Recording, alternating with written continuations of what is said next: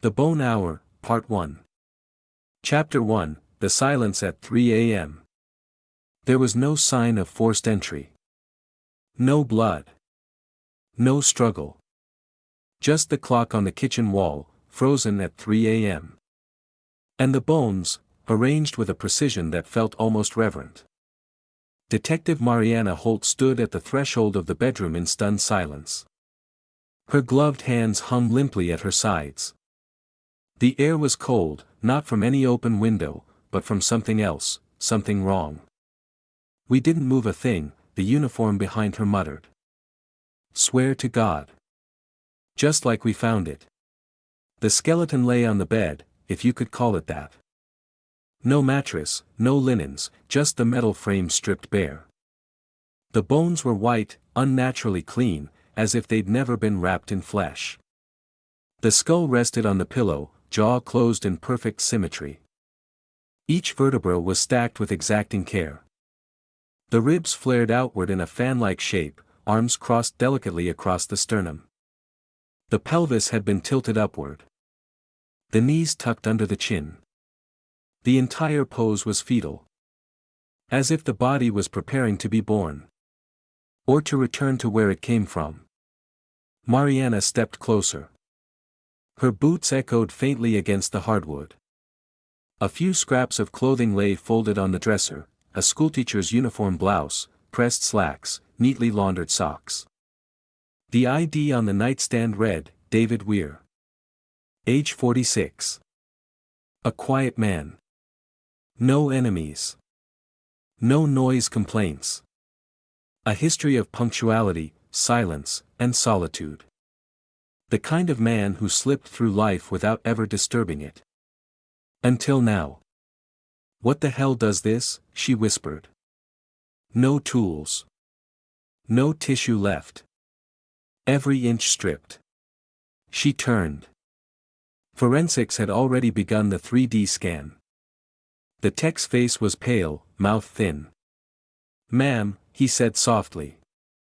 "There's no incision marks. No cut lines. Nothing. It's like..." He trailed off. "Like what?" Mariana asked. He swallowed hard. "Like the flesh just disappeared." In the hallway, the clock ticked once. Then stopped again. 3 a.m. Later that day, she stood in front of the precinct's caseboard, staring at the photo. The arrangement was too careful. Too symbolic. She circled the skeleton's pose. Added a question mark. Then picked up her phone. The number had dust on it. But the name was still there. Dr. Victor Brandt. Criminal psychologist, revoked. She stared at it for a long time. "You're not welcome here," she murmured. Then dialed. Chapter 2, Dr. Brandt is not welcome. The last time Dr. Victor Brandt stepped inside a police station, the press followed him out. He had called it a misalignment of perception and procedure. The headlines called it something else. Disgraced profiler declares dead girl killed by her own mind. Victim blamer Brandt banned from field consulting. The psychologist who thinks bones speak. That was 5 years ago. He hadn't taken a case since. Now he stood at the entrance of Precinct 9, his black overcoat dripping with rain, a cane in one hand, not for necessity, but for presence. Dr. Brandt was tall, silver-haired, and silent as a church before confession. He wore black gloves and a high-collared charcoal suit. His eyes were pale gray, sharp as razors dulled by repetition. He didn't knock. He let the door open for him. Detective Mariana Holt was waiting inside the observation room, arms crossed, expression unreadable. "Didn't think you'd come." Victor stepped in without hesitation. "I told myself I wouldn't. Then I saw the photos." She didn't offer him a seat. "You were removed from the International Profiler Registry. They never liked what I said. They especially hated how often I was right. And how often you made it worse." He inclined his head slightly. Not agreement. Not apology. Just, acknowledgement. She slid the case file across the table. Victor didn't touch it. You've read it already, he said. You wouldn't have called me otherwise. She studied him. What do you see? The pose is fetal. Intentional. Symbolic. Not ritual, rituals are louder. This is, thematic. And the time of death. 3 a.m. Coincidence? Not a chance. He walked to the whiteboard without asking and picked up a red marker. He wrote a single word. Beginning. Mariana stared at it. Beginning of what? Victor looked over his shoulder. The bone hour. Later, as Mariana reviewed the footage from the first crime scene again, she caught something she hadn't noticed the first time, a faint outline, chalk white, drawn on the inside of the closet door. A shape. A circle with a horizontal line through it. Brandt, now seated in her office, glanced over. You didn't tell me the killer left his signature. I didn't see it until now. He smiled faintly. That's the thing about signs. You only see them once the pattern begins.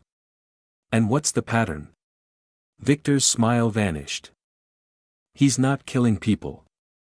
He's arranging them. Chapter 3, The bones were listening. The second scene was worse. Not because it was bloodier, there still wasn't a drop. Not because the body was in pieces, there was no body at all. But because of how still it was. The house belonged to Lars Emmerich, a 52-year-old architect known for designing luxury hotels and collecting old religious iconography. He lived alone in an angular modernist house of concrete and glass on the outskirts of the city. But the structure's sharp lines didn't matter now. Because inside, in the center of a high-ceilinged living room, beneath an empty skylight, was a bone arrangement that stopped Victor in his tracks. The skeleton had been posed on its knees, facing west. The arms were lifted and folded together in a gesture of perfect supplication, the hands placed palm up, ribs bowed forward, spine bowed like a monk at the altar. And surrounding the bones, arranged like petals, were 7 white feathers. Victor didn't speak at first. He only walked in a slow, controlled circle around the pose, eyes narrowed, mouth barely moving as he breathed in the stillness. Mariana broke the silence. Same condition. No wounds. No tools. No fingerprints. No tampering with the crime scene. He doesn't need tools, Victor murmured. He has intent. How do you strip someone to bone without touching them? Victor didn't answer. Instead, he crouched. Not too close. Just enough. He reached into his coat and pulled out a thin leather notebook. Prayer posture. Arms cupped upward. Feather motif suggests ascension. Flight. Release. He scribbled a few lines. Then stood. The first victim was fetal. The beginning. And this? A plea. To whom? The one who listens. Mariana walked to the nearest wall. Etched faintly into the concrete, so faint it only caught the light when viewed at the right angle, was a single symbol. The same as before. A circle with a line running through it. But this time, it was horizontal. A line drawn through the head. What does it mean? She asked. Victor stared at it. Eyes sharp. The first mark was beneath the bed. The womb. The origin. This one's above the altar. He looked down again at the bones. We're not seeing a murder spree. Then what? We're watching a progression. Outside, a storm had begun to form over the hills. The sky darkened. The wind rose. And for the first time in years, Victor Brandt felt watched. That night, in his apartment, Victor studied the two poses side by side, fetal and prayerful. He pinned a third paper beside them, a spiral. "He's not choosing victims," Victor whispered. "He's choosing chapters." Then the power flickered. And on his desk, in his unopened mail, was a single white envelope that hadn't been there an hour ago. Inside, no letter. Only a photograph of a third skeleton. And a message scrawled on the back. "Are you still listening, Victor?" Chapter 4, The House That Didn't Blink. The address on the back of the photo didn't appear on any recent listings. No one had lived there in nearly 12 years. Victor Brandt arrived alone, against Mariana Holt's very specific instructions. She had insisted he wait for backup. He had agreed with a nod, then left while she was still mid-call. The property stood on the edge of a wooded lot, an old colonial-style house half swallowed by vines and thyme. Its windows were tall, shuttered, and still somehow reflective despite the grime. He stood before the front door for a long time, his gloved fingers resting on the brass handle. The silence was different here. Heavy. Inside, the air was dry. Dust moved like breath in the stillness. Victor didn't call out. He never did. He stepped carefully through the threshold, cane tapping lightly against warped floorboards. The hallway was lined with mirrors. Dozens of them. Some cracked. Some spotless. Each one reflected him clearly. Too clearly. In the living room, he found the arrangement. Not on the floor this time. The skeleton was posed in a large leather armchair, facing the fireplace. The bones were pristine. No blood. No hair. No sign of decay. The arms rested on the armrests. The skull tilted slightly toward the mirror above the mantel. But the jaw wasn't closed. It was, smiling. Not forced. Not stretched. Just, curved. Victor froze. He turned slowly toward the mirror, expecting to see himself. Instead, he saw two Victors. One seated in the chair. One standing behind him. He blinked. The reflection corrected itself. The seated skeleton was just that, a corpse. But the smile remained. He stepped closer. There, etched faintly into the back of the skull, was the same symbol as before, only this time, the line cut vertically through the circle. He took out his notebook. Fetal. Prayer. Now, perception. He glanced at the mirror again. It was old. Antique. Baroque frame. Slight distortion. But something was off. He reached out and touched the glass. Cold. Not reflective. Not mirror. It was glass from the inside of a two-way window. Behind it, a dark chamber. Empty. Until it blinked. Victor recoiled. The reflection gone. The feeling remained. Someone, something, had been watching from the other side. He looked back at the skeleton in the chair. This one had something none of the others did. A note. Folded. Tucked between the rib bones. He removed it with forceps and unfolded it carefully. Inside, handwritten in small block letters. Underscore, you saw me in the wrong room, Victor. Try again. Underscore. Victor walked the house. Room by room. Each room contained no furniture. Just mirrors. Until he came to the last door upstairs. The bedroom. Inside, nothing. Except for one full-length mirror leaning against the far wall. He approached it slowly. And found not a reflection. But a chalk drawing. Etched directly on the mirror's surface. A circle. With 3 intersecting lines. Forming a triangle inside. Beneath it, one word. Awakening. Victor left the house just as the storm began. Rain fell sideways. The wind howled through the trees.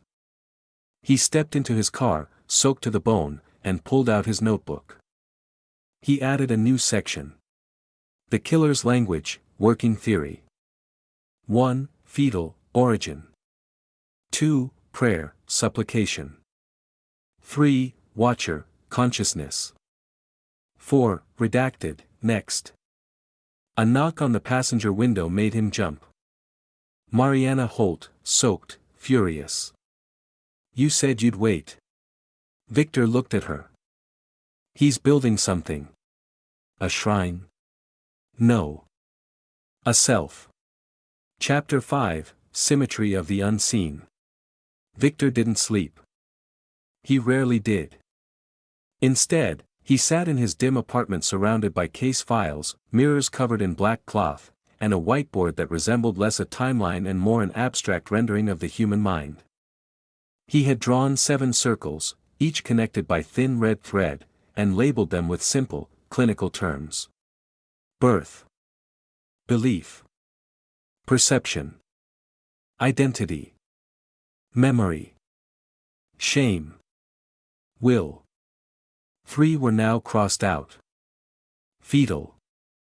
Prayer. Watcher. The killer isn't just posing the bodies, Victor murmured aloud. He's reconstructing something internal. He returned to the precinct that morning, coat collar turned high against the sleet, gloves soaked, mind racing. Detective Holt was already there, leaning against the observation room wall with a coffee she wasn't drinking. You look like hell, she said. He's building a psychic model, Victor replied. Of what? Of a self. Whose? That's the question, isn't it? He led her to the board in the task room and laid it out. Each pose matches an archetype, fetal for birth, prayer for spiritual alignment, and the seated figure for perception. It's not a pattern of behavior.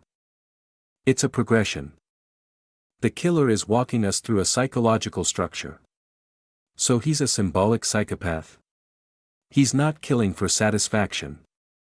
He's demonstrating something. Making a point. Or proving one. To who? Victor paused. To me. That afternoon, a 4th body was found. Only, it wasn't a body. It was a sculpture.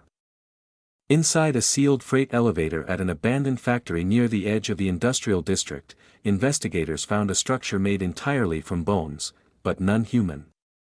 Dog bones. Bird bones. Goat bones. Small, precise pieces. Arranged into the shape of a human being sitting at a desk, head bowed, a bone stylus in one hand. Where the face should have been, the skull was a mirror. Victor stared at it for nearly 5 full minutes without speaking. Mariana waited. What is this? She asked finally.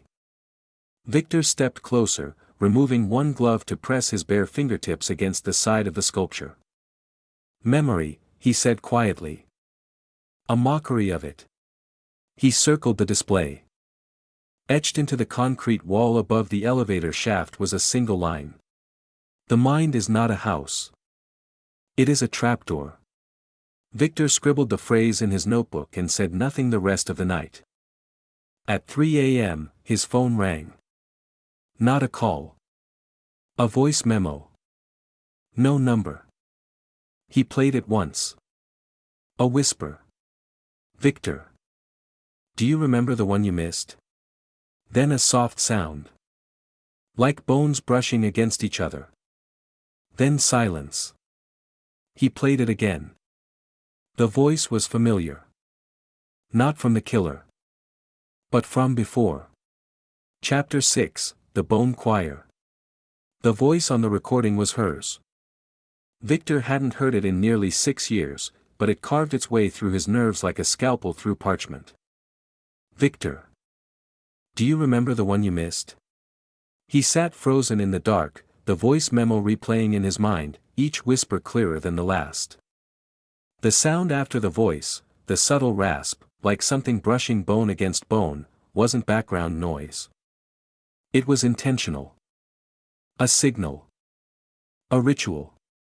A memory. He opened the locked file in the corner of his apartment. Not digital. Not stored on any server. A single manila folder, wrapped in black cord, marked only. Case File 73 read, Violet N. Unresolved. He hadn't looked at it in 4 years. He'd promised himself he wouldn't.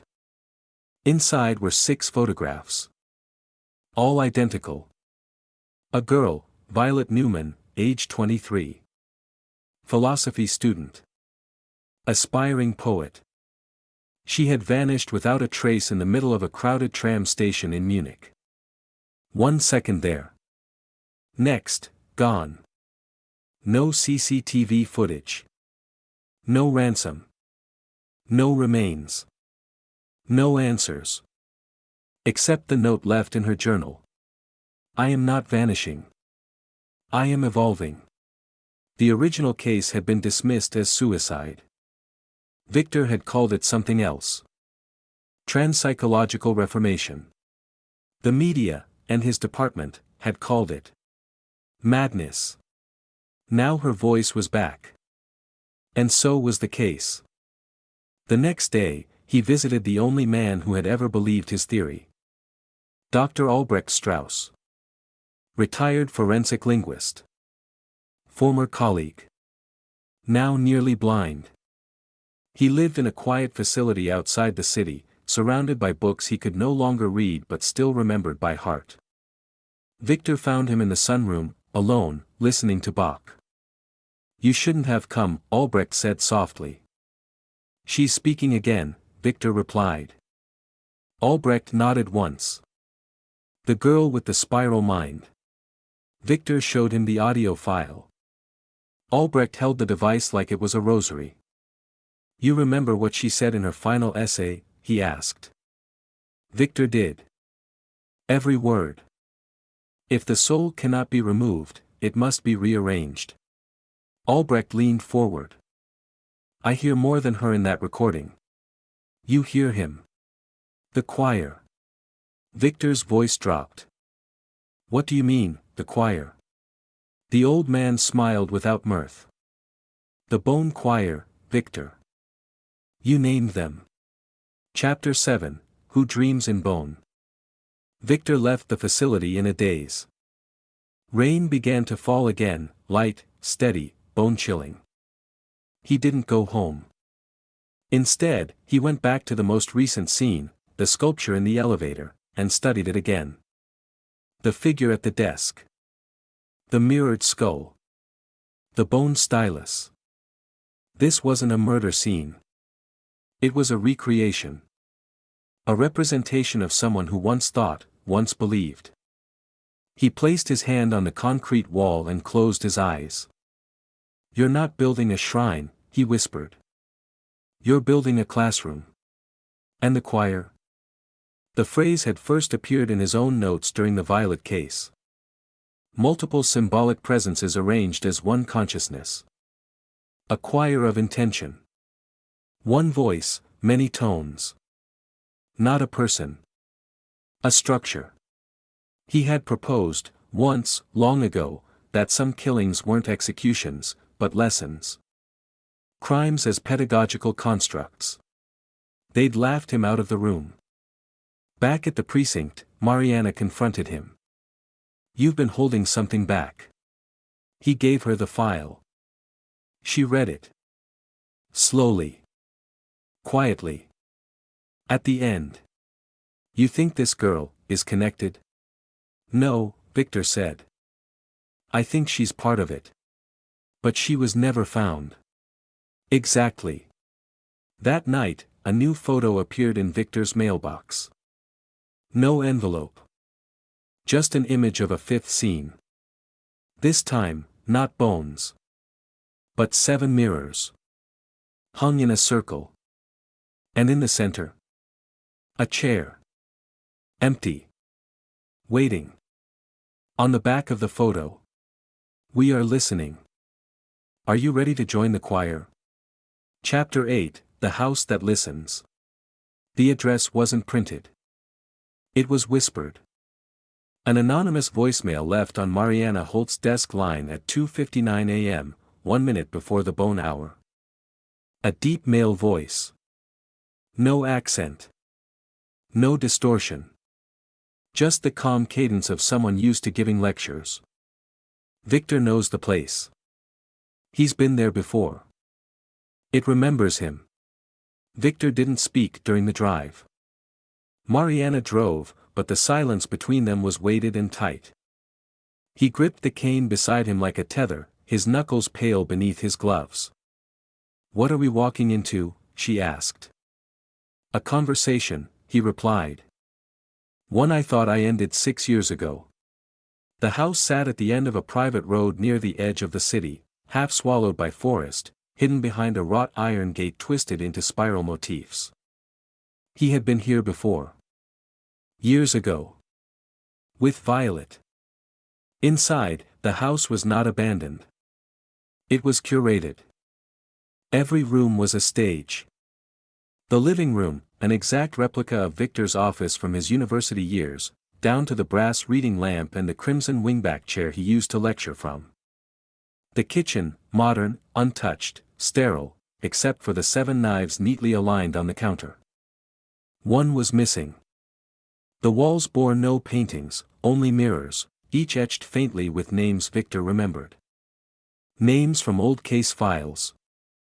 Names from before he was discredited. Some of those people had gone missing. Some had been found. In pieces. In the center of the house was a circular room. 7 doors. 1 in each direction. The 8th wall held a mirror the size of a theater screen. And in front of it, the chair from the photograph. Empty. Waiting. Victor stepped into the room. The mirror flickered. And then lit up. Not with his reflection. With footage. It was him. Standing at a podium, giving a lecture. A younger Victor Brandt. Arrogant. Composed. Dangerous. The criminal mind is not reactive, it is narrative. Every killer tells a story. And the ones we fear most? The ones we don't understand? They're not murderers. They're editors. They're correcting the world, one victim at a time. Mariana stared at him. "That's your voice." A lecture I gave the week before Violet vanished. The footage cut. Replaced with still images. Each of the crime scenes. Each body. Each pose. Then a diagram, the 7 stages of conscious emergence, from Brandt's own dissertation. Birth. Belief. Perception. Identity. Memory. Shame. Will. 3 crossed out. 4 left. And under them, a single word appeared on the screen. "We agree." The lights in the house dimmed. Victor stepped closer to the mirror.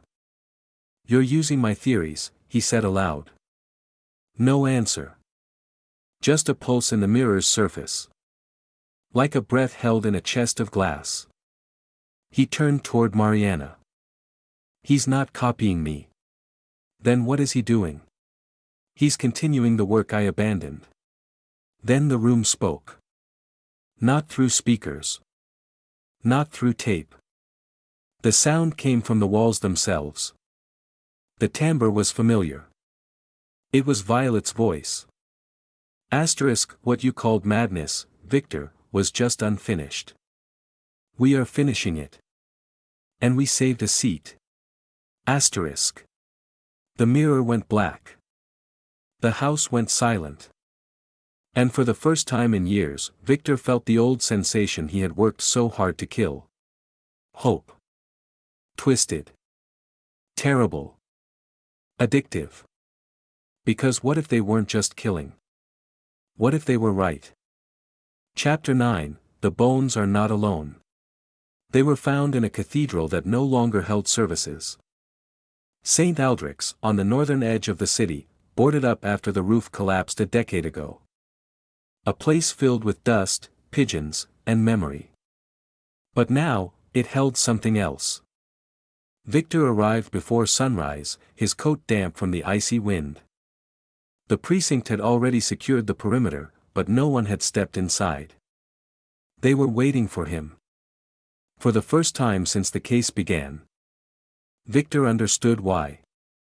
The interior of St. Aldrich's was bathed in early blue light.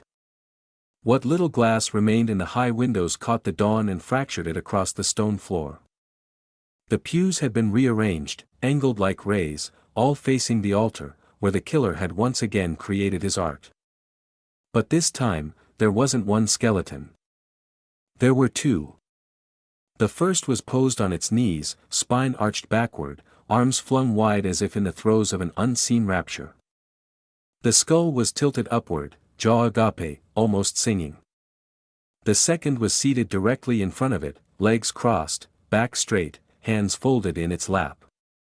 The jaw was smiling. Where the heart would have been on both skeletons, a small mirror shard had been embedded into the ribcage. They reflected nothing. Not even light. Victor stepped slowly into the pews. "They're in dialogue," he said softly. "This isn't a display. It's a conversation." Mariana followed behind, her voice low. "Agony and ecstasy?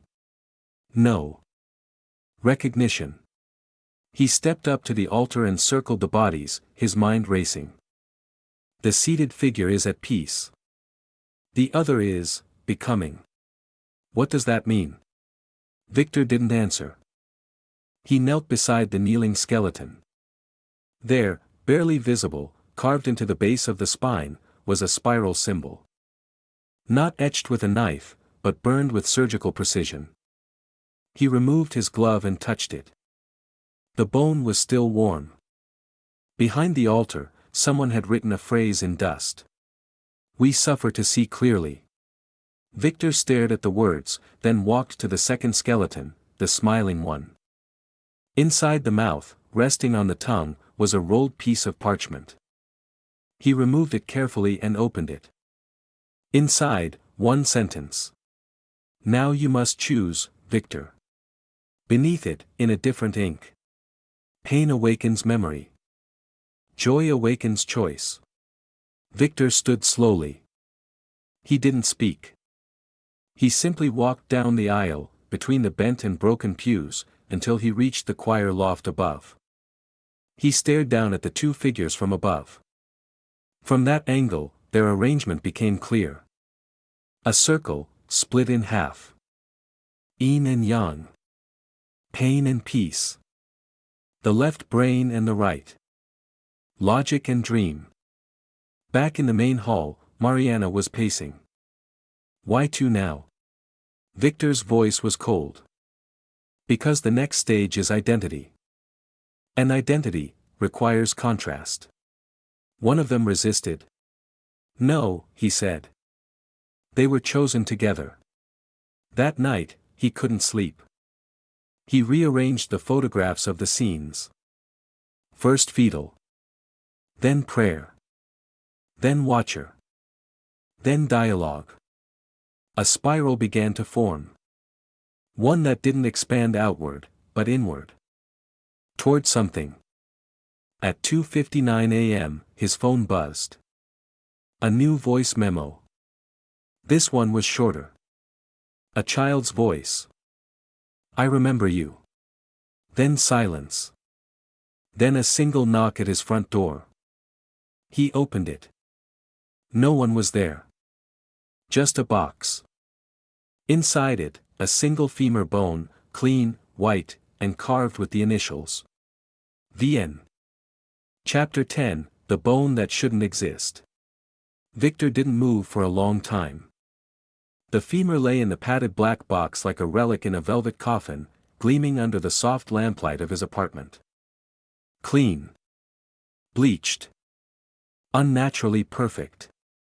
But it was the engraving that turned his breath shallow. VN. Violet Newman. The girl who vanished. The case that shattered his career. The mind that walked off the map. He took a single photograph. Then sealed the box. And drove. 6:34 a.m. Forensic Division, Private Lab. Mariana met him in the underground parking garage, hair tied back, coat still wrinkled from the night before. She said nothing until they were alone in the sterile white chamber beneath the city. "Tell me it's not hers," she said, voice low. Victor placed the femur on the examination table. "It has her initials. But initials mean nothing. It's her. Isn't it?" "I don't know," he admitted. "And that's what terrifies me." The DNA analysis came back faster than expected. Victor and Mariana sat silently in front of the monitor as the screen populated line by line. Human bone. Adult female. Age estimation, 22 to 26. Unidentified genetic markers present. And then. Mitochondrial DNA match, 99.9%, Violet Newman. Nuclear DNA match, 0%. Victor blinked. "That's not possible." Mariana frowned. "Explain." Mitochondrial DNA is maternal. It passes from mother to child unchanged. So. This is someone born from Violet's lineage, but not Violet herself.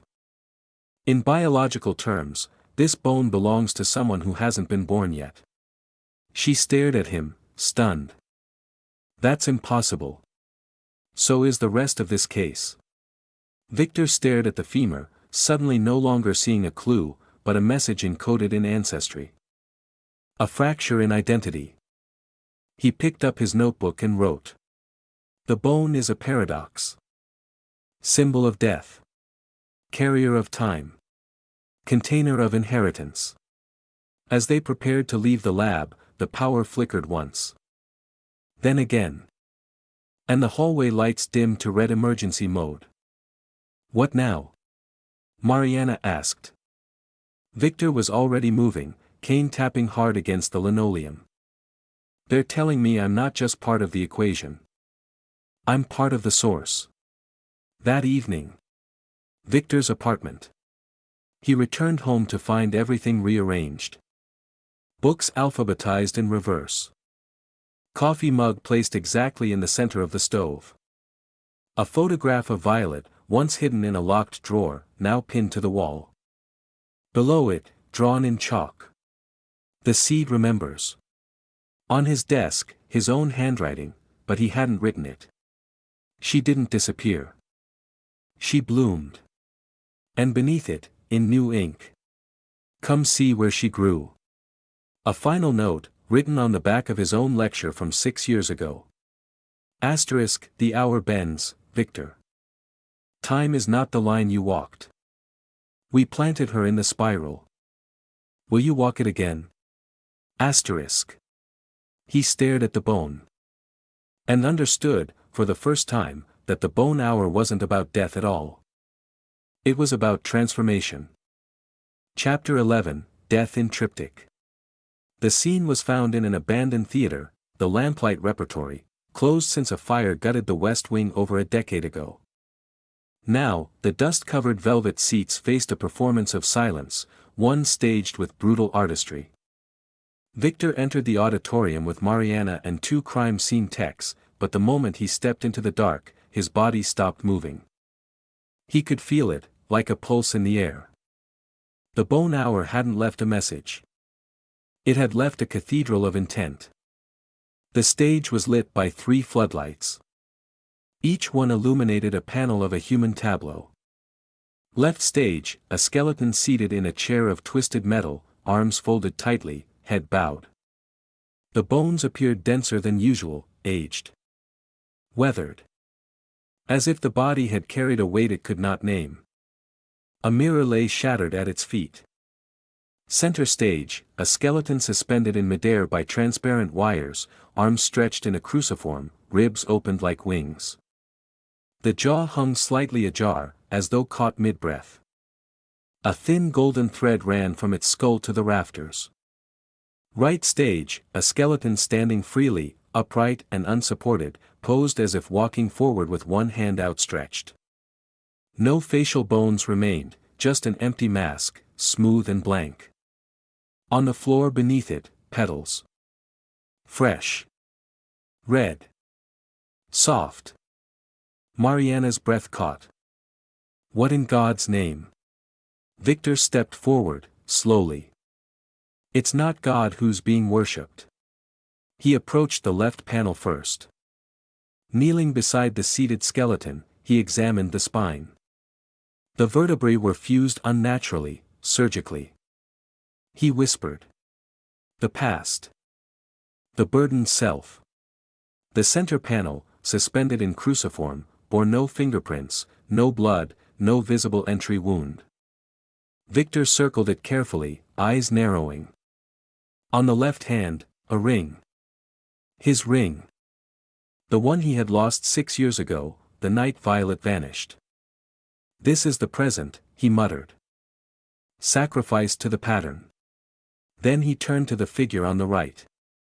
The walking skeleton. No damage. No tool marks. Not even surgical traces. Perfect articulation. A figure moving forward. He crouched. Looked up at it. The future. Mariana stood near the front row, shaken. 3 bodies, all arranged like a triptych. Like a damn painting. Not just a painting. A sermon. A sermon in bone. Victor nodded. His voice quiet. The killer has moved past message. He's into theology. Then the forensics tech called out. There's a problem. Victor turned. Which one? The tech hesitated. Only one of these is real. Mariana stepped in. What? The other 2 are composite. Made from animal and human bone, molded, sculpted, impossibly well. We wouldn't have known without a full scan. But only the center figure is made entirely from one individual. Victor stared at the cruciform. The gold thread. The ring. And the other 2. Built. Placed. Like props.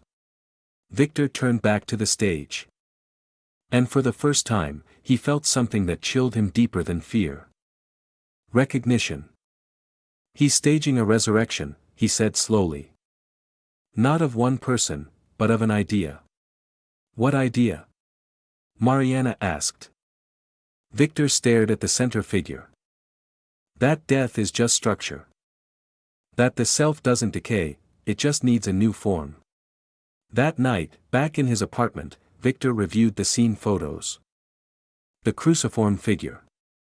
The shadow cast behind it. He turned the photo sideways. The shadow looked like a spiral. But if you rotated it again, it formed a question mark. On his desk, a new note had appeared. Folded. Blank on the outside. Inside, in Violet's handwriting. Which version of you do you want to save? And beneath it. Midnight. The gallery. Come alone. Chapter 12, The Theory That Condemned Him. It was a lecture he never meant to give. An after-hours seminar, 6 years ago. Room 212, Psychology Annex, Heidelberg University. 15 students. Low light. No recording equipment. The topic, uncodified narrative behavior in post-rational offenders. But what Victor Brandt delivered that night went far beyond theory. It was philosophy wrapped in psychology. Madness in the language of science. And now, someone had turned it into scripture. Victor sat alone in the gallery basement, a private viewing room used for banned materials. Mariana had pulled the strings to get access.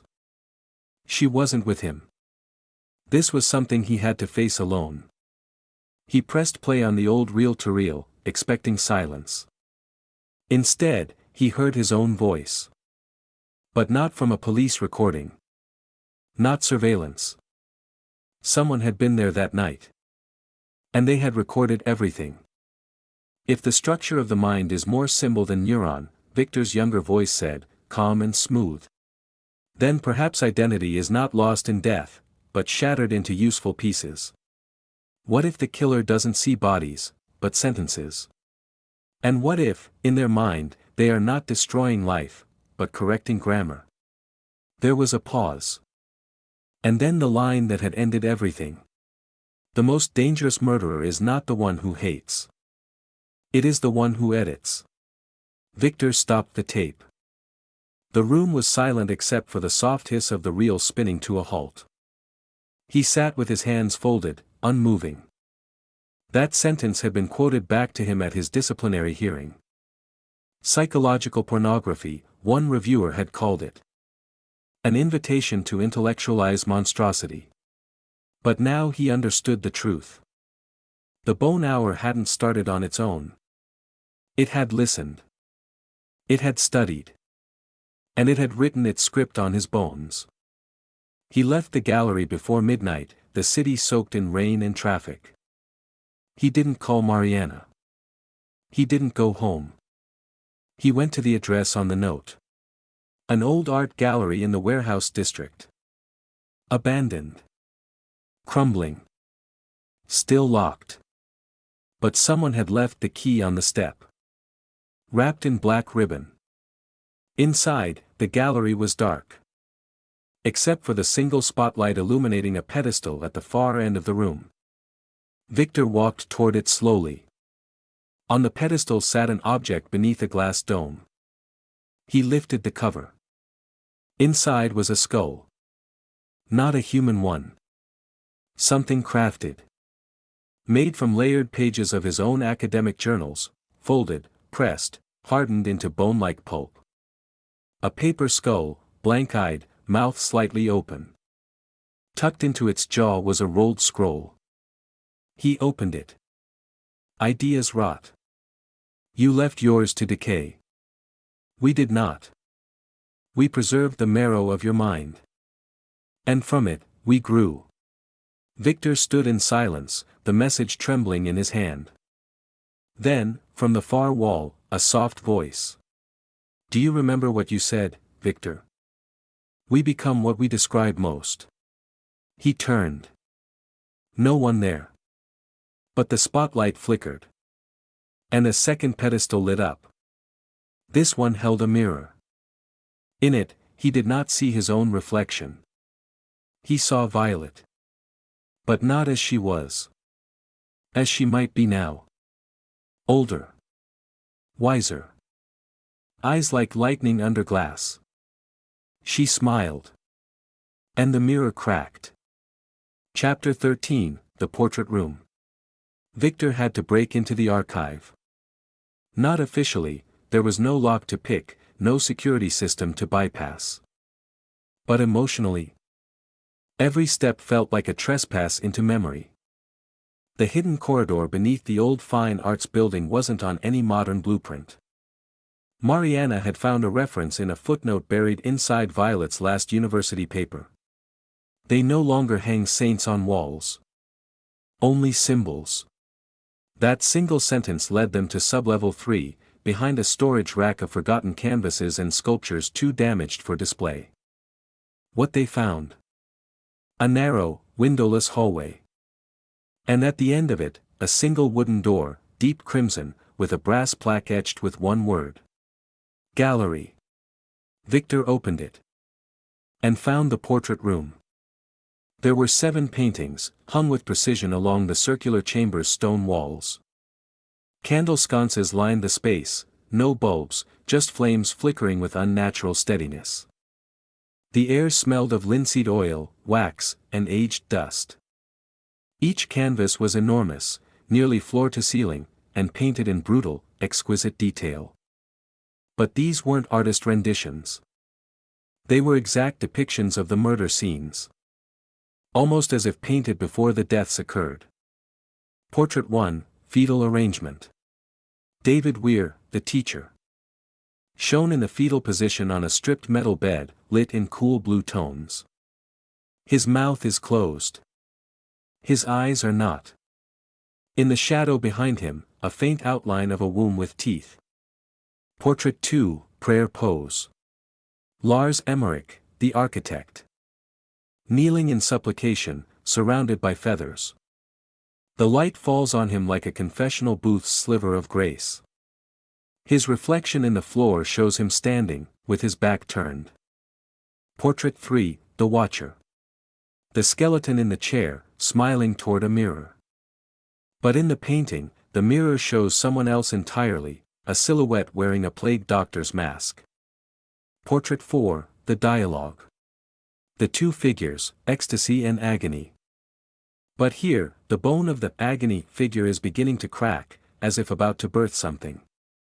Behind them, a chalkboard covered in musical notation. Portrait 5, Triptych Altarpiece. Left, Seated Sorrow. Center, Cruciform Transformation. Right, Forward Motion. In the background of the triptych, a blurred lecture hall, filled with ghostly students. All of them are Victor. Victor circled the chamber, his heart pounding. But it wasn't just the accuracy. It was the signatures. Each portrait bore a different name. None of them the same. None of them the Bone Hour. None of them Violet. Names he didn't recognize. Until Mariana pulled him toward the back wall. The seventh painting hadn't been lit yet. She took a candle, held it to the canvas. And revealed the final piece. Portrait 6, untitled, Still Life of Mirrors. 7 mirrors arranged in a circle, all cracked. In the center, a chair. Empty. The candlelight flickers across the painting's texture, and reveals something invisible by daylight. A figure in the mirror. Victor Brandt. Staring at himself. Hand pressed to glass. Mouth open, mid-sentence. The signature. Brandt, V. Mariana whispered. You didn't paint this, did you? Victor stepped back, visibly shaken. I don't remember. But I wrote about it. He pulled out his notebook and flipped to a page written years ago, long before the murders began. A dream journal entry. 7 mirrors. 1 chair. A room with no walls. I see myself, asking a question I cannot hear. I wake. My hand is on the glass. What if the killer isn't creating these scenes? What if they're just revealing what's already been lived? At the bottom of the page, something had been added recently, in ink that wasn't his. Welcome back. Every mystery leaves a mark. And the next case is already unfolding. If you enjoyed the story, subscribe, like, and share. There are more secrets waiting to be uncovered. Join us in the next chapter of A Study in Secrets.